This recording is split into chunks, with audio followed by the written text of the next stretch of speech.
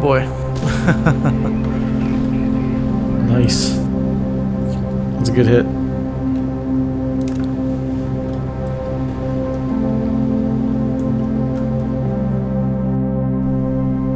Hey everyone, it's Ryan 1940 here. Today we're taking a look at an introductory mission which is available in the base game. It's called the Narvik Counterattack. We have two vessels. We've got a Sovremeny class destroyer and a Utaloy class destroyer. This is the Sovremeny and the Kulikov. We're tasked to stop an American or NATO counter landing to our Narvik landing. So we got a lot of stuff we have to sift through. I'm going to walk through this as if you're a brand new player. So if you are a brand new player, stay tuned. We're going to talk about how do you identify this big gaggle of mess and figure out what you need to kill. And so the first thing is we got to go ahead and hit the escape button, and we're going to look at the mission briefing. So the base game has a lot of missions now, have really good briefings, and they tell you all you need to know. So this is going to tell us, first off, that Sovremeny's anti-ship missiles we want to use to destroy the approaching NATO force, and the Kulikov's got the SAM system that provides the best air defense. So even if you knew nothing about those ships, you know just from reading the briefing what ships do what, or what their primary responsibilities are. And it also says to note that the Kulikov can also use its SSN-14 Bravo missiles to attack ships. So we're going to do that. We have a reconnaissance plane to help us identify contacts, and it tells us what to expect. So this is really good information that you want to make sure you understand if it's present in the briefing, because it's going to help you identify things as you see them play out in the game. So we know there's a Perry-class frigate, we know there's a Knox-class frigate, and a Newport-class landing ship. The significance of these two is that they both can carry Harpoon missiles. So maybe if you're a new player you don't know that yet, but if you know the name, you can look it up in the unit reference, and then you can see that they carry Harpoons. And that is important because those missiles go 65 nautical miles, which will probably outrange the missiles that we've got on the Sovremeny. So we'll take a look at that when we get back into the game.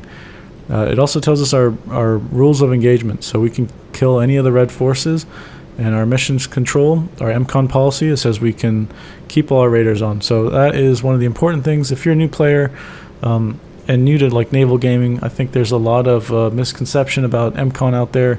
It's not necessarily true that you will survive if you leave all your radars off, and sometimes it's really detrimental to you, and it will cause you to get your ship sunk. So we'll talk about some of that.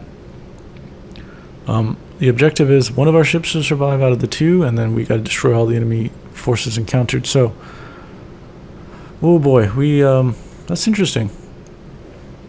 Right off the bat, we already know that there's a hostile ship here. We already know that there's a hostile ship over here.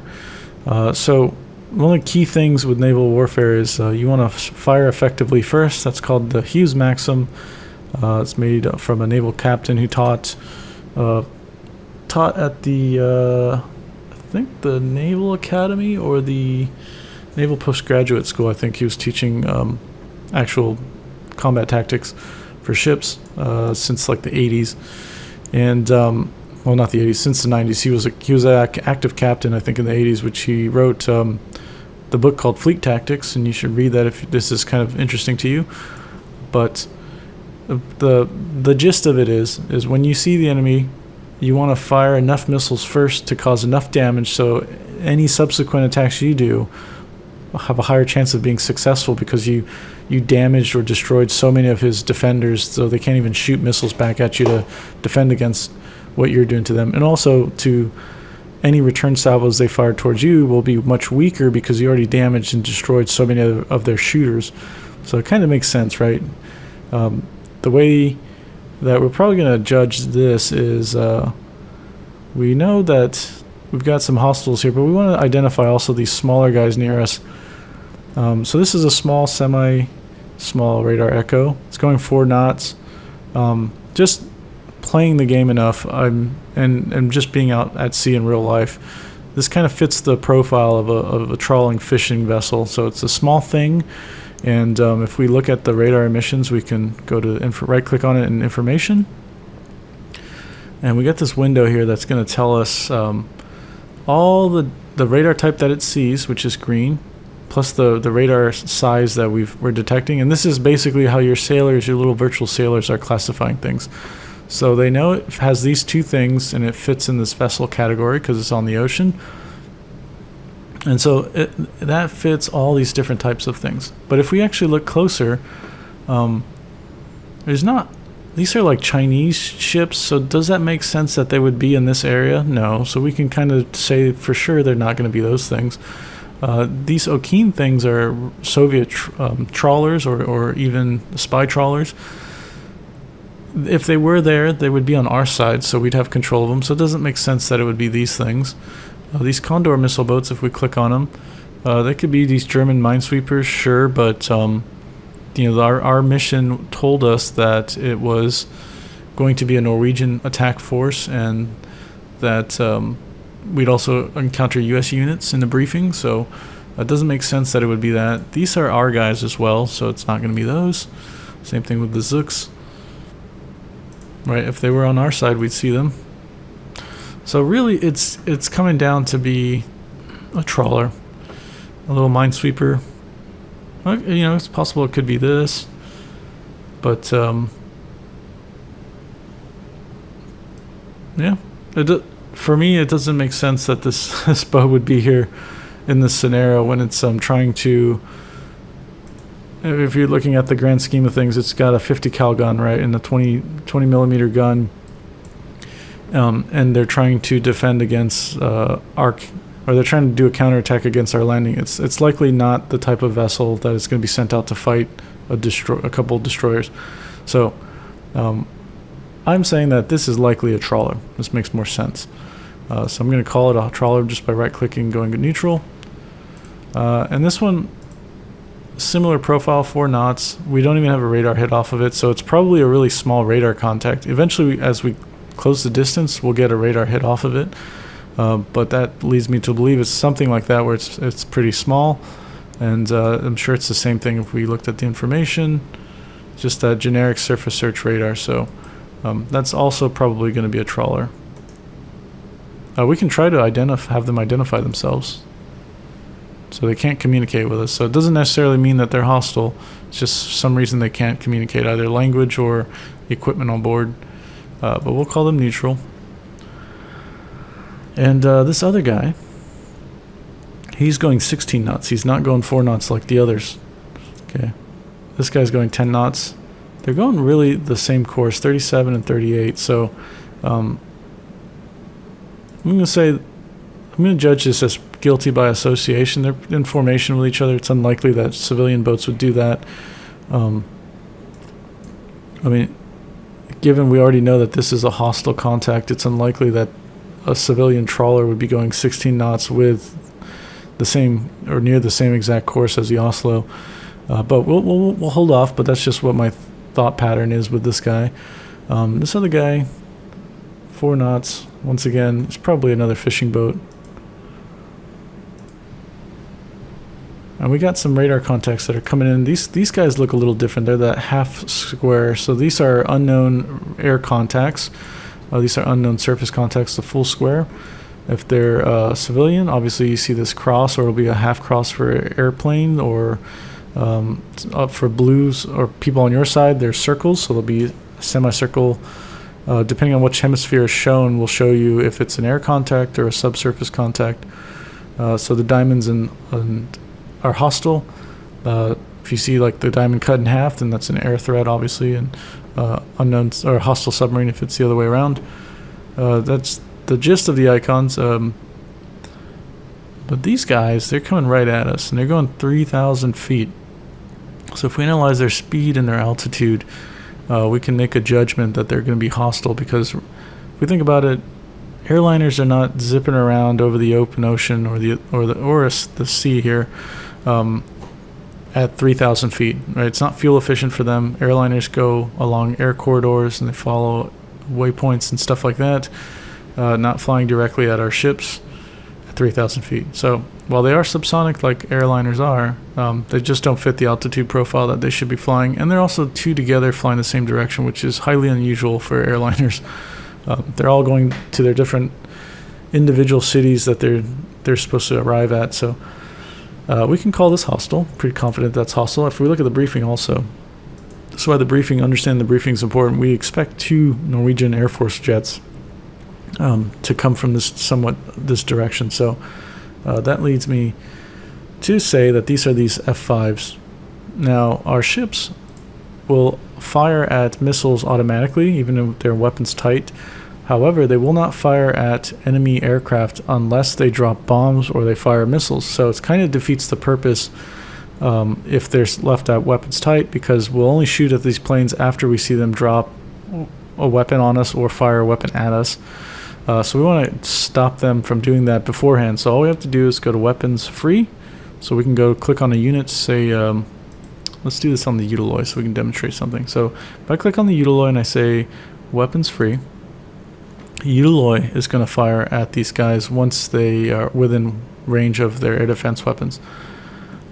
If I want the sovereignty now, or say the whole group to have the same ROE, all I have to do is right click on the Utiloy or any unit within the group, and I can go down to formation and then formation orders, and then rules of engagement, set it to weapons free. So I've done it on the Utiloy, but because I've done it for the formation, the sovereignty now will say weapons free. So we're on the sovereignty, it says weapons free. There's a good way to also adjust these sensors that you want all these guys to have turned on. So they're already on, but we'll just double do this here. So everyone should be radiating and everyone should be at weapons free. Let's take a look at the actual air defense weapons here. We've got the Gadfly. If you don't know how far it goes, that's okay. You can just hit that eye icon, and then you see that's got 13.5 nautical mile range. And what I like to do, especially if you're new, kind of draw out these circles. So you see it change the icon, you know it's attached to that thing. So I think we said 13.5, and we'll go to the Kulikov, and then we'll say 8 nautical miles is the range of this guy. So this was the ship that the briefing says was our air defense ship, but the range of its missiles is only 8 nautical miles. So we want to make sure that sovereignty, no matter how we adjust the formation, if we do that, is always kind of somewhat close to Kulikov so they can protect each other.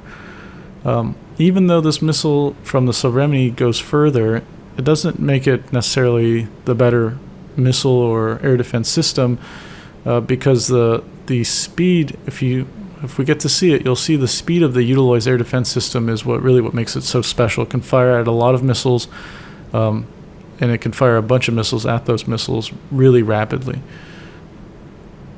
Okay, so we'll let this air defense play out with these jets. Once they cross into this territory, sovereignty is going to fire her missiles at it. If the jets magically make it through, then the Utiloy is going to fire her missiles at it, and we'll shoot them down. So we've got to address these threats here now because they're kind of close. So for the Oslo, we don't know what it can fire at us. So let's take a look at this AGM. That's a ground missile. So it's an anti-surface missile there, and it goes 19 nautical miles. These are RIM 7s. They're the air defense missiles of this vessel, so it goes 6 nautical miles. So 19 nautical miles is the important one. This is a torpedo. These are surface guns, so these ranges will be pretty short, 7 miles. So really we're more worried about that Penguin missile. Now 19 nautical miles, we can draw it out here, but we don't really need to do that. If you click on any unit, you'll get a relative range readout from the unit that you've selected. So the Oslo is 21 nautical miles away, so she's kind of close to her weapons range of 19 nautical miles. So if she identifies us, she can shoot at us. So we want to take care of that first. And we've got the Sunburn missiles, which are from the sovereignty, and the briefing said that this is our primary anti-ship system. We don't necessarily want to use this missile, right? Because it goes 50 nautical miles. It's kind of a waste if we know that there's enemy ships out here that are 60 nautical miles away at the moment. But the Kulikov's got these big-ass missiles right here. These are called the Silex missiles. You can use them for ASW or anti-surface because this acts as a torpedo underneath it. If you were doing it against a submarine, it's really neat. It can go pretty far away, and then it drops a torpedo on the submarine. Now against the surface contact, the thing just flies towards the ship and blows up. So 27 nautical miles is perfect because this is 21 miles away. So we can go ahead and fire a couple at it. So we'll do right click and we'll hit salvo 2 on that missile type. And you see the red range ring, so that is the range of the max range of the weapon. This yellow circle is the minimum range, so we can't hit anything within this range, and we don't really want to, obviously, because this is where our friendlies are. So we can fire that, and we can hit the backscape and it'll hide our UI, so we can take pretty screenshots if you want. Hit the print screen button there. Just enjoy the animations of this awesome game. There we go.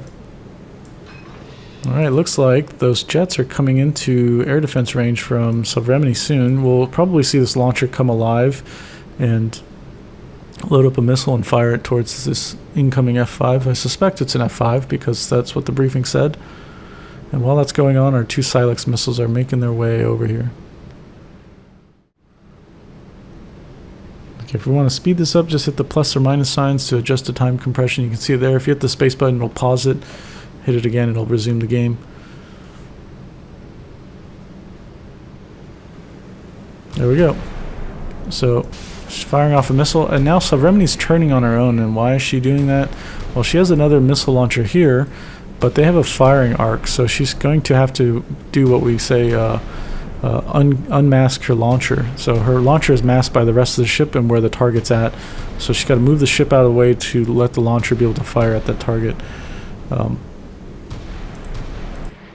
We'll see if this missile hits. If it doesn't, then she's going to fire another one. Alright, it did. Okay, so this is happening automatically. And she's going to fire at least one missile from that launcher once this guy gets within range. There you go. See, the launcher's coming alive now. So it's kind of neat if you attach these range circles to your ships to kind of visualize when you should see the interception. These missiles are getting shot at from the other vessel there, so it's been identified as a hostile. So now we know for sure that that's a hostile boat.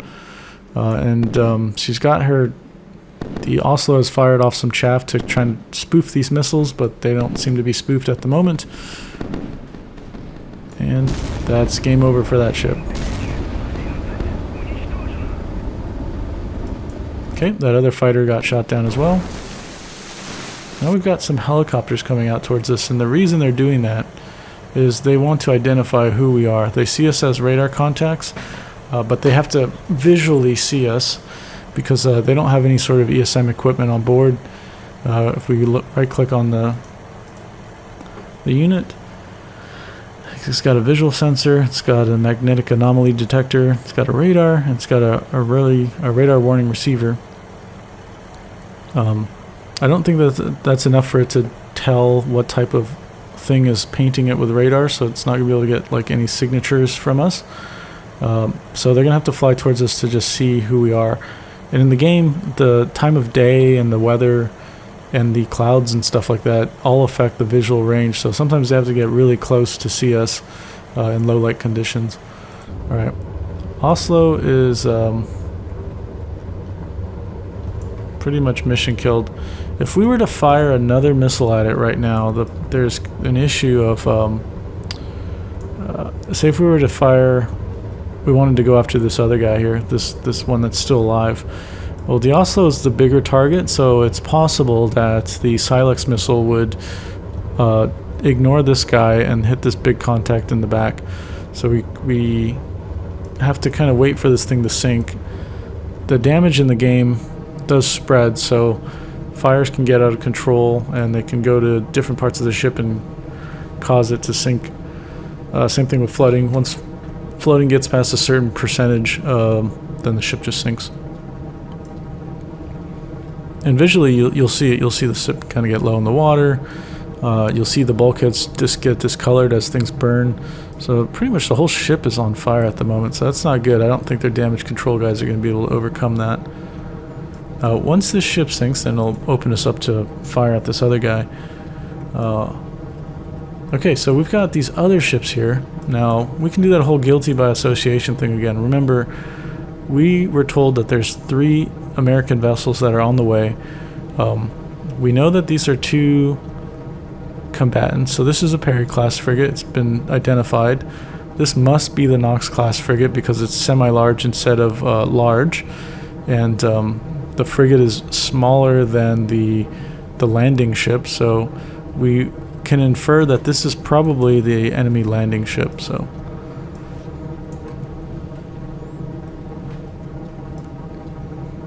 alright, we got 3 helicopters up. That's probably 2 from the Perry and 1 from the Knox. So if we shoot down all these helicopters, they just stop coming. There's not like an unlimited amount of them, so we can stop the enemy from identifying us.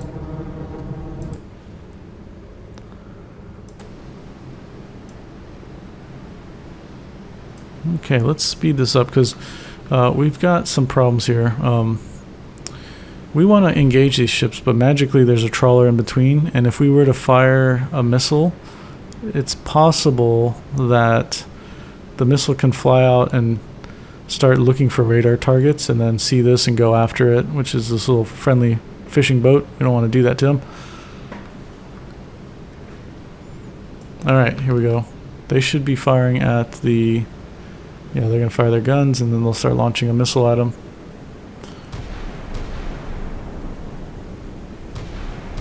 The launcher's coming alive.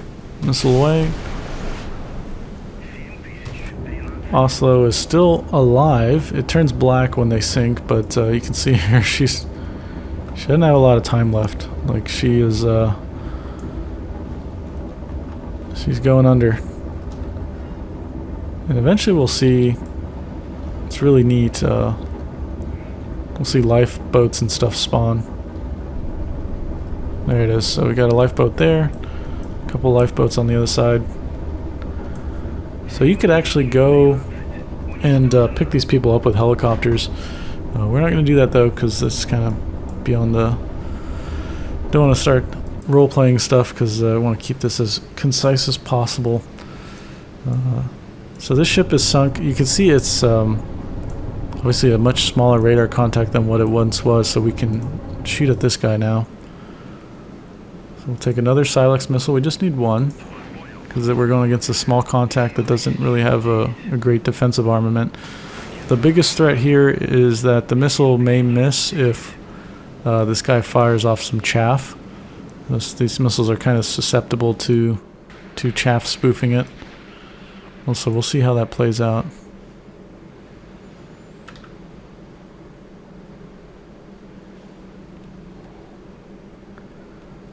Alright, getting pretty close.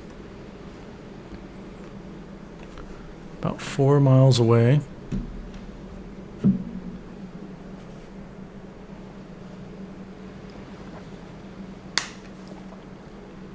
Okay, there's the chaff. It's not been spoofed yet. It's looking pretty good.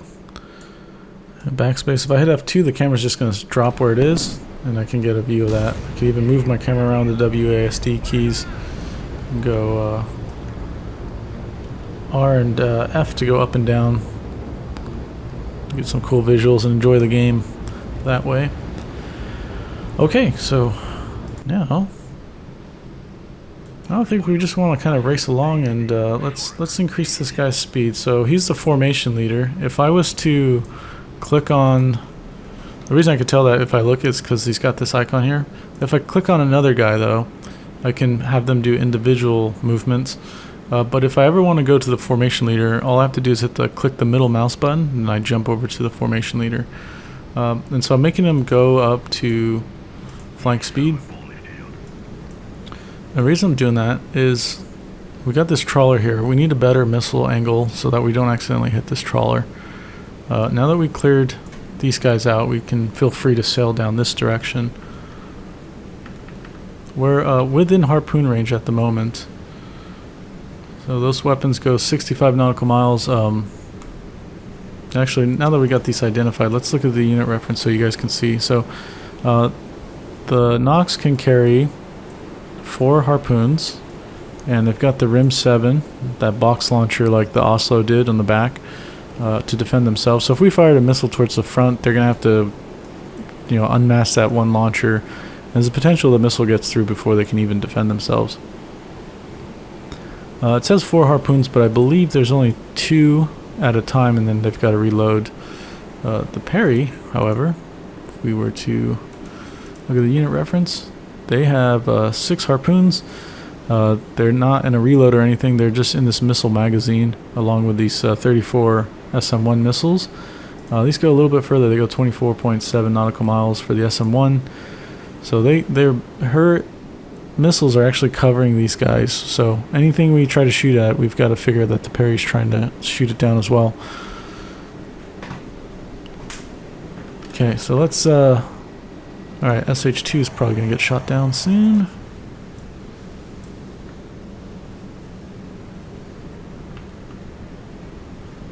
Oh, you know what, this is a good demonstration here, weapons free.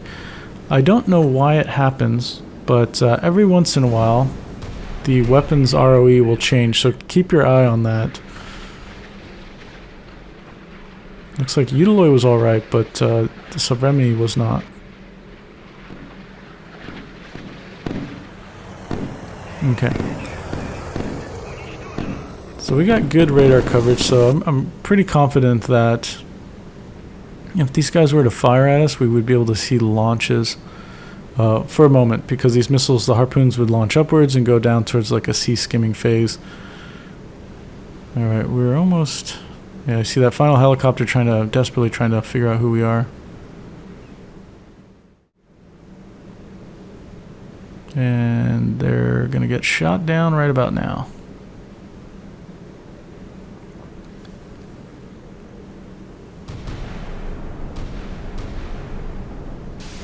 Okay, that missile's gone.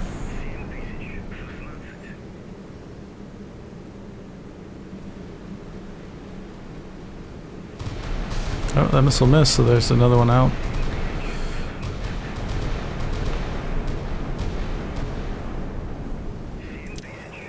Oof, the thing just got racked. Missiles and 5-inch gun shooting at it. Okay. Let's take a look here. So if we draw out with the ruler, I want to know the side distance here. 3.5 basically.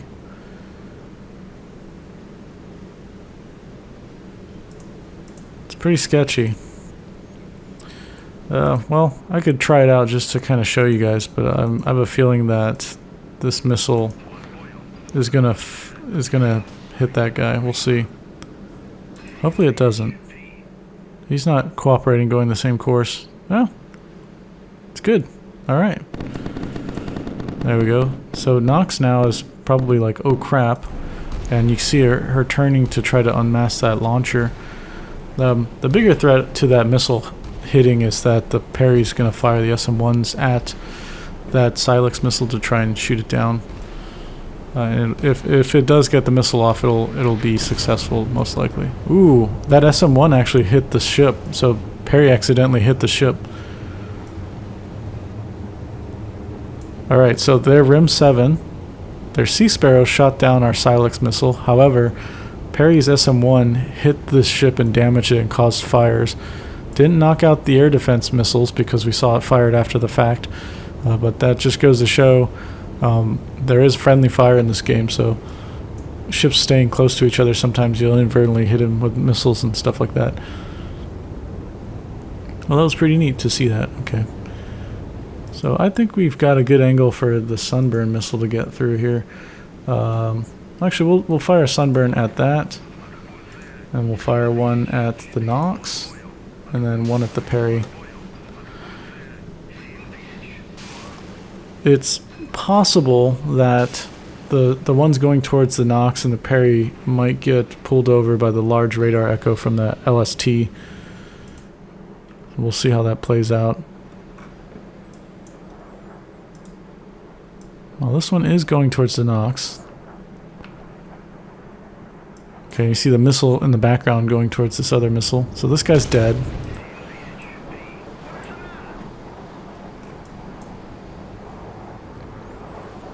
So the Perry's got this one-arm bandit, so it can only fire missiles so fast, right? It's got to realign, pick up the missile, aim it, fire it, that kind of thing. That missile was intercepted by Sea-Wiz. This one's still inbound. Ooh, and it's too late. Okay, so they took a big hit. That detonated the magazine. That was probably why there was that secondary explosion. This is a 76 gun. So this is the type of boat I was on in the Navy in real life. Really good times. Hate to see it explode, but I do this for the fans so you guys can learn how to play. Yeah, so this is pretty good. These guys are burning up. Like I said, the damage modeling you'll see progressively over time. Fires can spread, flooding can get worse. The damage control teams can be overwhelmed, and the ship will sink. We can already tell back aft here it's kind of getting a little heavy, right? The bow's starting to come up. So more and more seawater is going to get in, and she's going to sink. See how the Perry's doing. She's doing all right. She's got a lot of fires, though. If this happened in real life, this spot would be kind of devastating because the 76 mag is right here.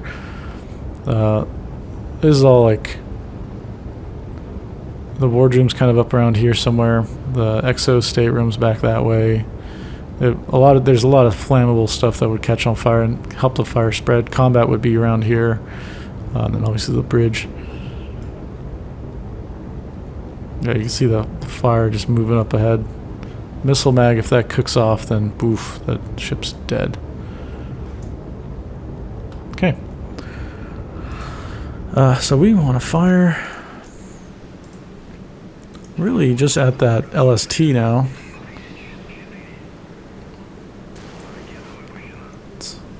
It's possible that there's just so much. Well, you see how heavy that is getting in the rear. It's possible that these guys aren't going to be able to defend against this anymore, aside from just the Sea-Wiz mount on the. Let's take a look. Yeah, her launcher's pretty much underwater. I don't expect her to fire. That'd be pretty nuts. Yeah, her radars aren't going. Her radar's going, one of them is. That launcher's not engaging this. That's good. So this means this big giant ship over here is going to get destroyed.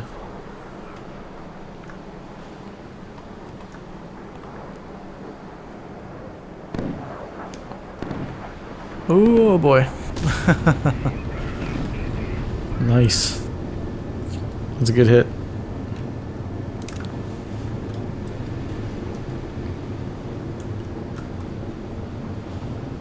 Alright, I think we pretty much got this scenario in the bag now. Like, these ships are all... These ships are all pretty much on their way out. One of my coworkers, actually, in real life, he... I was a sonar tech and sonar supervisor on one of the Perry class frigates, and... their sonar's actually going. One of my coworkers, older than me, he was on the Knox class frigates back in the day. And he was on the actual, this is the USS Knox, he was on this guy twice. He was early on in his career, and he became a sonar tech chief in the end. And that was, I think, his final ship before he got out of the Navy in the 90s. That was funny, because if you can imagine, if you go to a ship early on in your life, right, as the beginning of your career, you learn all the spots to like skate around and hide if you want to get away from doing work. And he said when he came back to the Knox as a chief at the end of his career, he told his sonar division, "Don't even think about trying to hide from me, because I know where all the spots are, because I was in your shoes like 20 years ago." Can imagine how insane that is.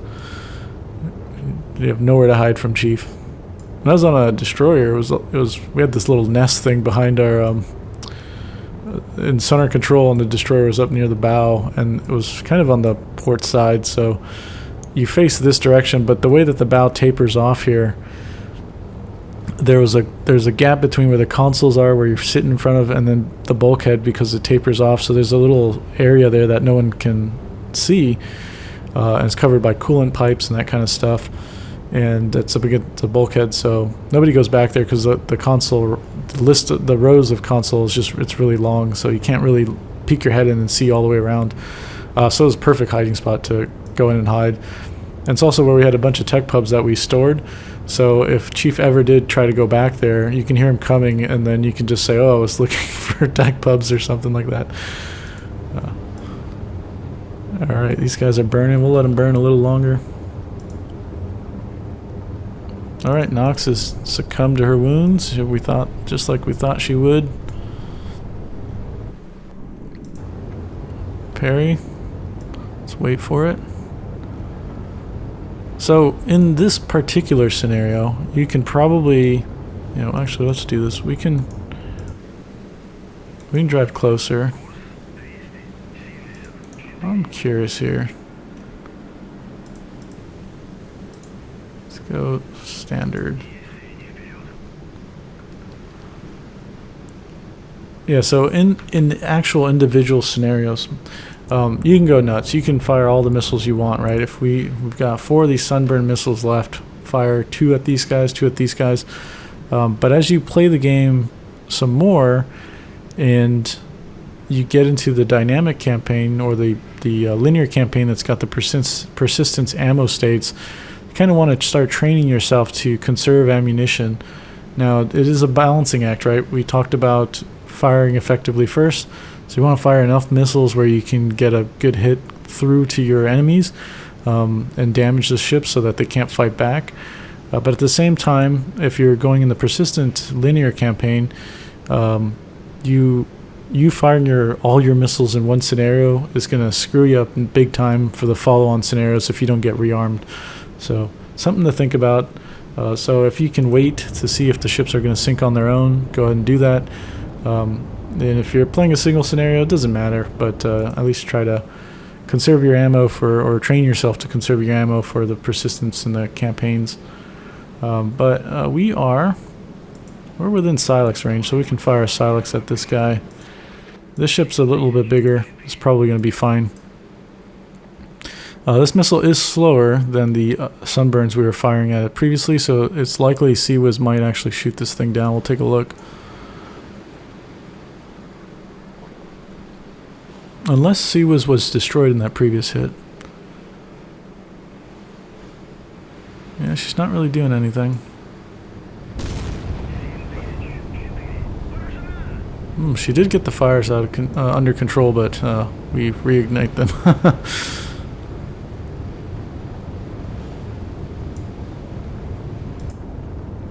The parry is slowly sinking.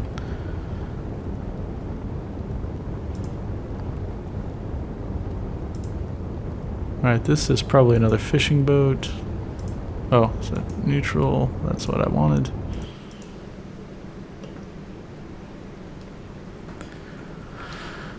Alright, we're getting impatient here. Let's finish this off so we can close out this scenario. Fire one Silex there and one for the parry.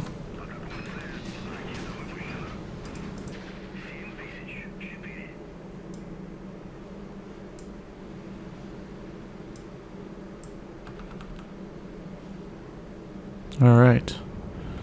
That guy. Okay, and then the parry for sure is going to be destroyed as well. She fired off some chaff to try and defend herself, but she's got nothing to shoot back at us with. There we go. Alright, victory. All the enemy ships have been destroyed and our forces at Narvik are safe from this NATO counterattack. Excellent work, comrades. So we can exit mission.